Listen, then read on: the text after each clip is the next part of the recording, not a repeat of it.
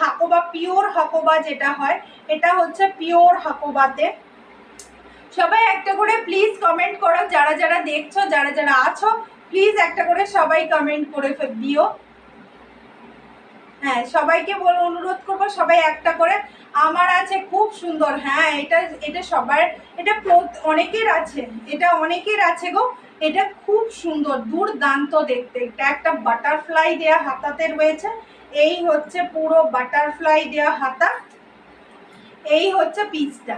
এই সাইডটা রয়েছে তোমার, এই ব্যাক সাইডটা। এবারে এটা দেখিয়ে দিই।